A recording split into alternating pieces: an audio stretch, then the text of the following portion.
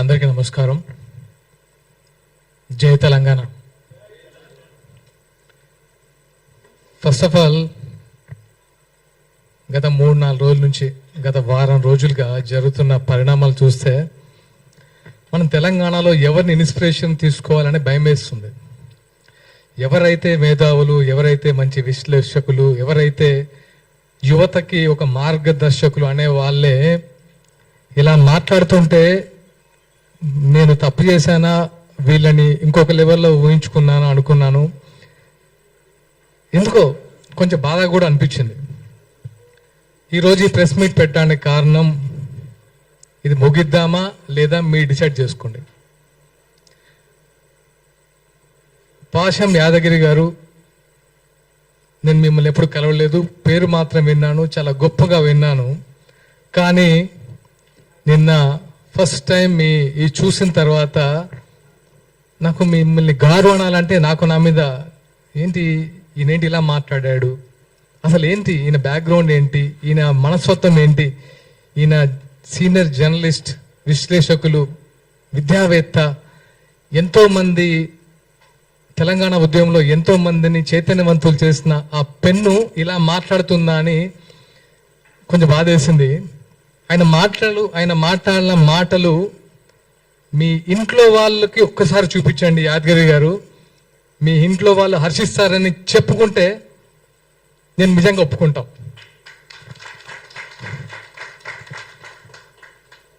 ఒక పర్సన్ పట్టుకొని మీరు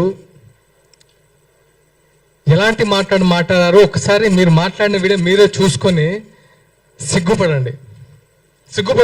ఒక్కసారైనా సిగ్గుపడండి. ఎందుకంటే ఇంకోసారి తప్పు చేయకుండా ఉంటారు. నేను పవన్ కళ్యాణ్ గారిని అభిమానో లేకపోతే నాయకుడిగా చెప్పట్లేదు. ఒక మనిషి గురించి మాట్లాడడానికి నోరా ఇంకేమన్నా? పాషం యాదగిరి గారు, మీకు తెలిసిన మీ మిత్రులు చాలా మంది మీ గురించి గొప్పగా చెప్పేవాళ్ళు. నేను నైట్ నుంచి సర్ప్రైజ్ ఇదా ఆయన గురించి చెప్పింది. సినిమా ఆర్టిస్టులకి సిగ్గు, నీతి, న్యాయం, శీలం అసలు ఏం ఉండదా? ఏమనుకుంటున్నారు మీరు సినిమా ఆర్టిస్ట్ అంటే? ఒక్కొక్కరు జీవితాన్ని పలంగా పెట్టి ఆకలితో పస్తులుండి ఇక్కడ సినిమా ఆర్టిస్టులు అవుతున్నారు. అదే తెలంగాణ వ్యాప్తంగా. వాళ్ళందరికీ మీరు ఇచ్చేది ఇదా? వాళ్ళ సంస్కారం లేదా? నువ్వు యావత్ సినీ లోకానికి క్షమాపణలు చెప్పకపోతే నిజంగా నీకు మనస్సాక్షి లేనట్టే. కనీసం నీ మనస్సాక్షికైనా చెప్పుకో తప్పు చేస్తానని. ఎలాంటి మాటలు మాట్లాడతావు? గోదావరికని, లక్ష్మీపురం, మీరు ఏదైతే లెఫ్ట్ భావజాలం అంటున్నారో, మీరు ఇక్కడ ఆఫీసులో కూర్చొని మేము కమ్యూనిస్టులం అని పేపర్లు రాసుకుంటూ ఉత్తేజపరచం అనుకుంటున్నారో, అదే 25 సంవత్సరాల క్రితం లక్ష్మీపురం గుర్తుపెట్టుకుని పేరు విమలక్క గారికి తెలుసు. 20 సంవత్సరాలు జైలు గోడల మధ్య ఫ్యామిలీని, జైలు బయట మేము. అది మా మీరు పెన్నుతో చేశారు, మేము గన్నుతో యుద్ధం చేశాం. తెలుసుకోండి. మీకేంటంటే మీకు మీడియా ఉంది కాబట్టి మీ పేర్లు బయట వినబడతాయి. కానీ అప్పుడు మాకు మీడియా లేదు, మా గురించి రాసేవాళ్ళు లేడు, మాట్లాడేవాళ్ళు లేడు, వచ్చేవాళ్ళు లేడు. కనీసం రాజకీయ నాయకులు, పోలీసు బూట్ల చప్పుళ్ళు 24 గంటలు విని ఉలికిపల్లేసే వాళ్ళం. అలాంటి ప్లేస్ నుంచి వచ్చాం. మాకు కొత్త కాదు ఇవన్నీ. మీరు ఏదో గొప్పలు అనుకుంటున్నారు. లెఫ్ట్ అంతకు మించి చేసా. ఒకసారి కావాలంటే కనుక్కోండి. ఓకే, నాకు ప్రచార కార్యదర్శి అనే పదవి మొగలి రేకులు సీరియల్ ద్వారా నేను ఒక మంచి నటున్నాను, నాకు ప్రేమ వచ్చిందో ఇవ్వలే పవన్ కళ్యాణ్ గారు. నా బ్యాక్గ్రౌండ్ తెలుసుకొని, నాకున్న కమిట్మెంట్ తెలుసుకొని ఇచ్చాడు. గుర్తుపెట్టుకోండి. ఇక్కడ మేము తెలంగాణ బిడ్డలమే. మీరు మాట్లాడే ముందు ఇక్కడ నుంచి ఇది నేను ఈ రోజుతో ముగిద్దాం అనుకుంటున్నాను. ఎందుకంటే ఈ ప్రెస్ ఇంకెప్పుడు జనాల్లోకి వెళ్తారు బాస్? మీరు ఇంకెప్పుడు ప్రజా సమస్యల మీద మాట్లాడతారు? సిగ్గుంటా? రైతుల అకాల వర్షంతో పంట తడిసి గుండెలు బాదుకుంటూ రోడ్ల మీద వచ్చి దాణే వేస్తుంటే ఇక్కడ మీరు ప్రెస్ మీట్లు పెడతారా? వాళ్ళ గురించి ఆలోచించారా? ఈ రోజైనా పవన్ కళ్యాణ్ ఆలోచించాడు. ఈ రోజు కదా, ఆ రోజు కౌలు రైతులకి సొంతమని ఇచ్చాడు. ఆ రోజు ఒక్క డేబుల్ నుంచి డబ్బులు తీశాడా? చెప్పండి. ఈరోజు ఎంతమంది రైతులు రోడ్డు మీద పడ్డారు. రైతు అనేవాడు పంటేసినప్పటి నుంచి ఎరువులు దొరక్క, రుణాలు దొరక్క, అతి కష్టం మీద పంట తీస్తే ఆ పంట నెల రోజుల నుంచి కళ్ళాల మీద పడిగాపులు కాస్తూ అరే ఎప్పుడు వర్షం వస్తా అని గుప్పిట్లో పెట్టుకొని ఉంటే వీళ్ళు వాళ్ళని పడుచుకోకుండా ఈ సొల్లు మీటింగ్లు పెట్టేసి పవన్ కళ్యాణ్ ఒకరు దొరికారు కదా, మనకు మంచి ఫేమ్ వస్తుంది, మంచి మైలేజ్ వస్తుంది, ఈరోజు ఇంతమంది వచ్చి మాట్లాడతారని సొల్లు మీటింగ్ పెడతారా మీరు? ఇదే మీరు తెలంగాణలో ఫైట్ చేసే విధానం. ప్రొఫెసర్ నాగేశ్వరరావు గారు చాలా వీడియోస్ చూశాను మీది, ఒక మంచి విశ్లేషకులు అనుకున్నాను, కానీ ఎందుకో తగ్గించుకున్నారు గౌరవం. మీకు ఎందుకండి?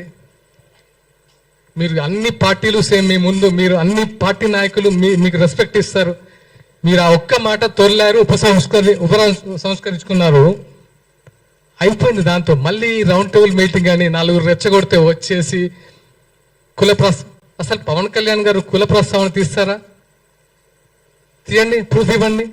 నిజంగా మీ ఇంటికి ఆంధ్ర పోలీసులు వచ్చారా? చెప్పండి. ఆంధ్ర పోలీసులు వస్తే రుజువు చేయండి. మీరు వచ్చారని ప్రూవ్ చేయండి, మేము తలదించుకుంటాం. మీ ఇంటికి పోలీసులు ఎందుకు వచ్చారో మీకు తెలియదా? నేను విన్నదైతే ఎవరో ఏదో యూట్యూబ్ ఛానల్లో చూశాను, 10 TV ఇష్యూలో సంథింగ్ అని. దాన్ని ఆంధ్ర పోలీసులు వచ్చారు అరెస్ట్ చేయడానికని ఒక ప్రోగ్రాం పెట్టి విద్వేషాలు రెచ్చగొట్టి అవసరమా? మీరు యువతకు మార్గదర్శకులు అనుకున్నాను, కానీ ఇలా దిగజారుడుతానం చేసి దిగజారడం అంటే నాకు తెలిసి ఇలా ఈ టైంలో యువత కూడా ఇలాంటి చెత్త మాటలు మాట్లాడట్లేదు, సొఫిస్టికేటెడ్గా ఉంటున్నారు, అంబిషియస్గా ఉంటున్నారు. ఏవి నీళ్లు నిధులు జ్ఞాపకాలని 12 సంవత్సరాల తెలంగాణ ఏమైందని ఒకసారి ప్రశ్నించారా? విగ్రహాలు పెడుతున్నారు, ఎన్టీఆర్ విగ్రహం పెడుతున్నారని గొడవ చేస్తున్నారు కదా. టీఆర్ఎస్ హయాంలో చాలా విగ్రహాలు పెట్టారు కదా, అప్పుడు ఎందుకు ప్రశ్నించలేదు? అప్పుడు ఎందుకు నోరు లేవలేదు? అదే స్వయంగా కేటీఆర్ గారి పేరే ఎన్టీఆర్ తారక రామారావు పేరు పెట్టారు, మార్చేస్తారని మార్చారు కదా. ఇది కాదు కదా. సమస్యల మీద ఫైట్ చేయండి. మీరు ఫైట్ చేస్తే మేము వస్తాం, మేము వెనుక ఉంటాం, మీ ముందు కాదు, మేము వెనుకుంటాం. అరే ఫైట్ చేస్తున్నారు వీళ్ళు, వెనుక మనం ఉన్నామని. లెఫ్ట్ భావం ఇది కాదు కదా. లెఫ్ట్ పోవాలంటే ఇలా తిట్టడాలా? గుర్తుపెట్టుకోండి, మొన్న మున్సిపల్ ఎన్నికల్లో, ఇది గుర్తుపెట్టుకోండి, మున్సిపల్ ఎన్నికల్లో రాష్ట్ర వ్యాప్తంగా జనసేన పోటీ చేసినప్పుడు అన్నీ తిరిగాను. గోదావరి కని పరిసర ప్రాంతంలో ఎల్బీ నగర్లో ఒక్క కమ్యూనిస్ట్ గెలిస్తే నా ఫస్ట్ ఫోన్ ఆ కమ్యూనిస్ట్కి ఫోన్ చేశాను. అతని పేరు సూర్య. అది నేను ఎవరికి ఫోన్ చేయలేదు, కాంగ్రెస్ టీఆర్ఎస్ బీజేపీ. ఒక కమ్యూనిస్ట్ పార్టీ గెలిచిన యువకుడు, అరే ఈ టైంలో ఇంత ఉందా, ఇంత అంబిషియస్గా ఫైట్ చేస్తున్నాడు, ఎవరా యువకుడు అని చెప్తే అతని పేరు సూర్య. అతని ఫస్ట్కి వెళ్ళి నేను ఫోన్ చేసి మాట్లాడి నేను అప్రిషియేట్ చేసిన మొదటి వ్యక్తిని. అది నాలో ఉన్న కమ్యూనిస్ట్ రక్తం. మీలో ఉంది కమ్యూనిస్ట్ రక్తం కాదని నా ఫీల్. ఎందుకంటే ఇలా తిట్టొద్దు. ఇలా తిట్టుకుంటూ కొట్టుకుంటూ ఏం సాధిద్దాం తెలంగాణలో? ఏముంది ఇప్పుడు సిచ్యువేషన్? తెలంగాణలో ఏమైనా ఉందా? మిగిలిందా? ఏమైనా సంతోషంగా ఉన్నారా? యువత సంతోషంగా ఉందా? వాళ్ళ ఉద్యోగాల సిచ్యువేషన్ ఆలోచించారా? మొన్న ఆర్టీసీ కార్మికులు సూసైడ్ చేసుకుంటున్నాయి కదా, వాళ్ళ సంతోషంగా ఉన్నారా? రైతులైతే వాళ్ళ బాధ వర్ణాతీతం. ఎరువులు దొరక్క, పంట చేతికి వచ్చిన తర్వాత నీట మునిగి, రైతు బంధులు లేక, రుణమాఫీ కాక, ఇన్ని సమస్యలు పెట్టుకొని మీకు పని పాట లేక రౌండ్ టేబుల్ సమావేశాలు పెట్టి ఏం చేశారా మీ జేబు నుంచి? పవన్ కళ్యాణ్ గారు ఏం చేశారు మీకు తెలియదా? ఈ రోజు కాదు, 2009లో ఎక్కడో ఆదిలాబాద్ తాండాల్లో మంచినీటి సౌకర్యం కల్పించాడు. అప్పుడు మీరేం చేశారు? ఎక్కడున్నారు మీరు? ఎన్నో దాన ధర్మాలు చేశారు ఆయన. దాన ధర్మాలు కూడా అన్నాను. ఆయన ఒక మనిషి కష్టాల్లో ఉండంటే చేతికి ఎంత ఇస్తారు. అదే నైజం. ఊరికే మేము అట్రాక్ట్ కాము, సినిమాల వల్ల అట్రాక్ట్ కాలేదు బ్రదర్. ఆయన సినిమాలు చూసేవాడు అట్రాక్ట్ కాలేదు జన సైనికులు. ఆయన వ్యక్తిత్వం, ఆయనకంటే పెద్ద హిట్ ఇచ్చిన సూపర్ స్టార్లు ఉన్నారు, వాళ్ళకి ఇంతమంది ఫ్యాన్స్ లేరు. ఎందుకు? ఆయన వ్యక్తిత్వం. ప్రతి వాడికి సమన్వయం. ఆయన ఒక ఆకలి చూస్తే ఒక ప్రొడక్షన్ బాయ్ సరే అన్నం తినపోతే ఫస్ట్ అతనికి పెట్టి తర్వాత దాన్ని పెట్టించుకునే టైపు. అది తెలుసా మీరు ఆయన గురించి? ప్రతి ఒక్కరూ మాట్లాడితే ఆయన గురించి మాట్లాడితే కనబడిపోతాం సోషల్ మీడియాలో. మన గురించి ఇలాంటి మేము వచ్చి మా బాధ పని ఇంకా చెప్పాలి. ఎందుకంటే ప్రతిసారి మీరు అబద్ధాన్ని చెప్పుకుంటూ పోతే ఇంకా నిజం చచ్చిపోతున్న భయంతో మేము వచ్చి ఇక్కడ కూర్చొని అది కాదురా బాబు ఆయన ఇది ఇది ఇది ఇది అని చెప్పి చెప్పి చెప్పి ఇంకెక్కడ ఫైట్ చేస్తాం ప్రజా సమస్యల గురించి? రెచ్చగొట్టద్దు బాస్. Enough enough. మాకు సహనం ఉంటుంది. ఇక్కడ నుంచి ఇలాంటివి పునరావృతం అవ్వద్దు.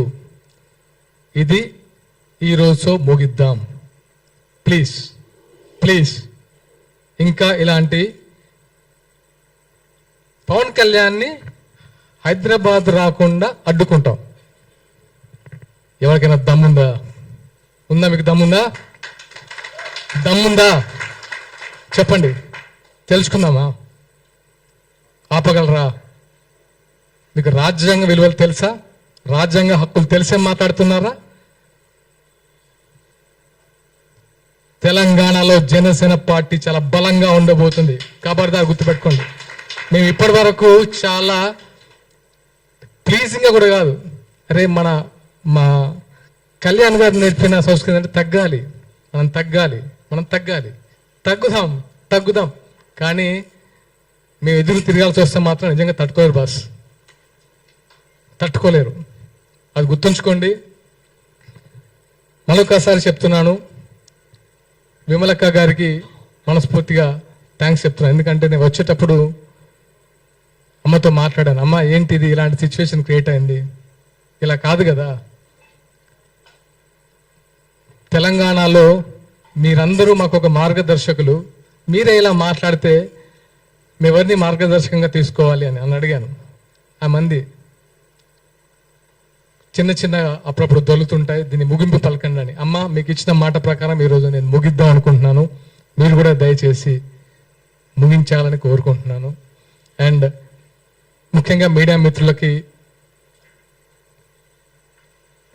కృతజ్ఞతలు తెలపాలనుకుంటున్నాను. ఎందుకంటే మా భావ ప్రకటన స్వేచ్ఛ కూడా మీరు 10 మందికి చూపించినందుకు మీకు మనస్ఫూర్తిగా కృతజ్ఞతలు.